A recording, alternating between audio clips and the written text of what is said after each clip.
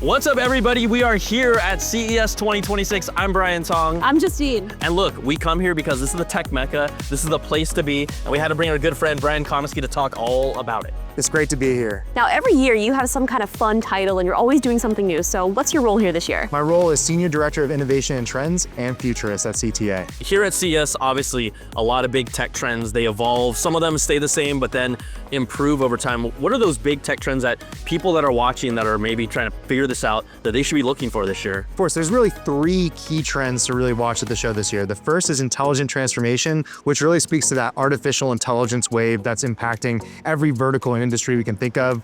The second one is longevity, which is all about how digital health, smart home, wellness technologies are all converging together to offer longer, better, healthier living. And then the last one is what I like to call engineering tomorrow, which is about how do you build solutions to some of the world's biggest challenges, like how do we power, feed, move as a society. Last year, it was kind of like AI. We were seeing what AI could do. The year before, it was like AI, this new thing, check it out. And so what are we gonna see here with AI this year? Yeah, this year with AI, I think we're gonna really see a lot of different dives into how deep it can go into industry, how it can go into agentic AI, which is about how AI can go from being what's in my inbox to can you manage my inbox for the whole day for me, as well as going into what's called vertical AI. So instead of it just being about large language models, which redefined a lot with ChatGPT, it's going to be about how these smaller, more specialized models can improve healthcare, mobility, agriculture, and all these different sort of sectors. Because AI is going to be a big theme, what is for you, when we talk about AI specifically, the thing that maybe they should be like, okay, this is really where it's exploding and moving at CES this year? Well, one of the areas that I can think of is actually going to be in your car. There's this company called SoundHound AI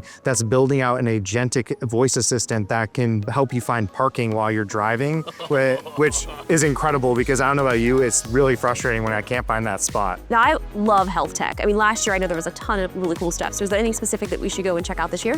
Well, I think Abbott is going to have a great booth in North Hall, which is going to be exciting to see with the breakthroughs that they're doing around continuous glucose monitors and some of their other fascinating insights. And then you're going to see Withings and Vivu really expand in the health management sector, which is how do patients get empowered to manage their own healthcare sector, and that'll be over at the Venetian. Yeah, digital health, obviously, right? Wearable devices. Are there any other type of devices that maybe things are moving towards that are new at CES this year? Well, we're going to see more smart rings than ever with companies like Ultrahuman. You're going to have Oura Ring and others that are really helping push forward the space in terms of what they're tracking. It's not just about steps or heart rate, it's about sleep and other metrics to really turn what is tons of data that the human produces every day into actionable insight for healthier living. Some of the stuff I'm excited about is the glucose monitoring, but just wearables, which is going to be really exciting. So I'm hoping to find some of that. And then you also talked about engineering for tomorrow. Yeah. So with that broad,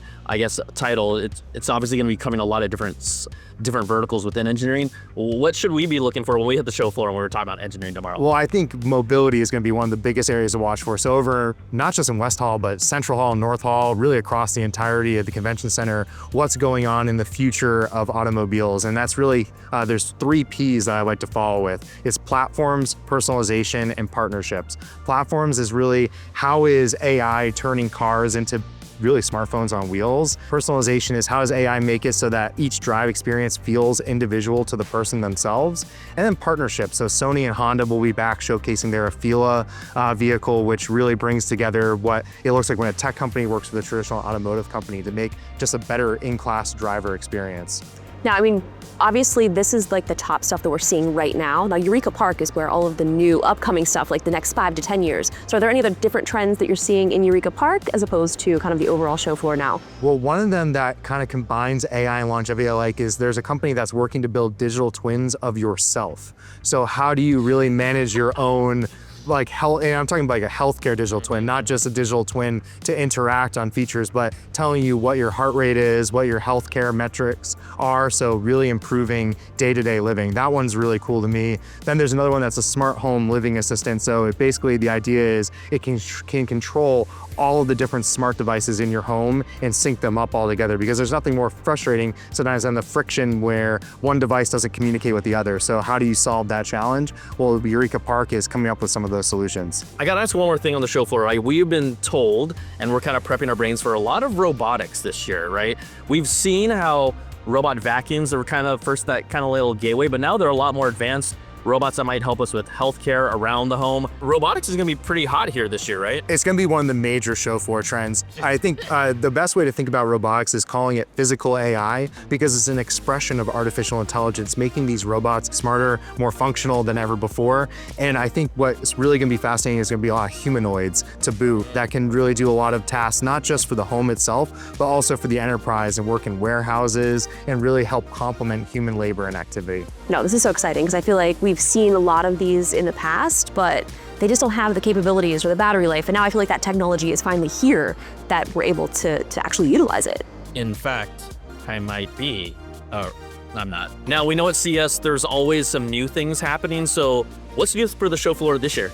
Well, what I'm really excited about is CES Foundry, which will take place on days 2 and 3 of the show at the Fontainebleau. It's going to be all things AI and quantum, so really seeing what the future infrastructure of the economy and really modern society will look like. Okay, this is all so exciting. So just give us a quick little recap before we take off and hit the show floor. Of course, well, 3 key trends: intelligent transformation, which is the AI wave; longevity, which is about healthcare and wellness technology converging; and then engineering tomorrow, which are what are those solutions that help power, feed, and move us. Awesome. Okay, so we will see you guys and gals on the show floor. We ready? I'm so ready. I'm ready. Bye.